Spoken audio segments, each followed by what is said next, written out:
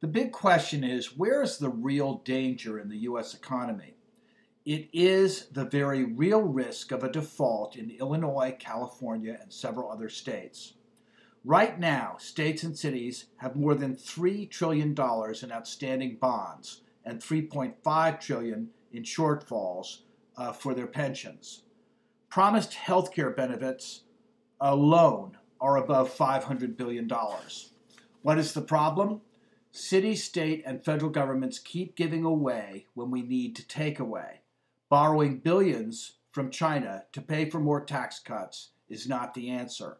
We have been in an era when to be elected mayor, governor, or president was, in the final analysis, to give money away to the American people.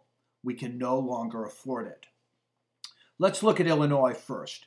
They cannot pay their bills. Some of the state employees have been evicted from state offices for non-payment of rent. Social service groups have been laid off by the hundreds, and there are many who are waiting for checks.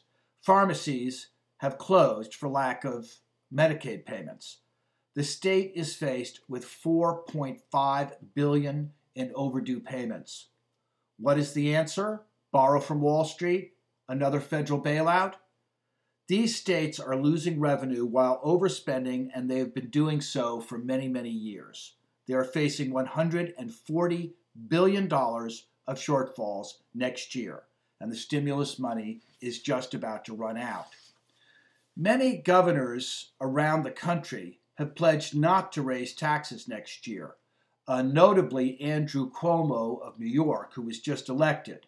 They're not going to be able to honor these pledges, and we cannot and should not try to honor any of these pledges. The federal government may give tax breaks to the wealthy, but the state governments will have to take those tax breaks away.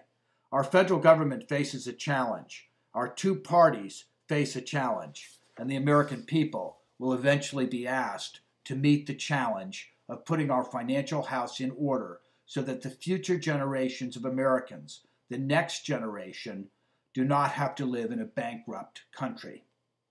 A mayor of Atlanta, Georgia, put it best, Kasim Reed. The bottom line is that for the country to do and to be what we have been, there must be a generation tough enough to stick out its chin and take the hit. We need to have an honest, responsible, and mature conversation about the economic realities we face in the United States today.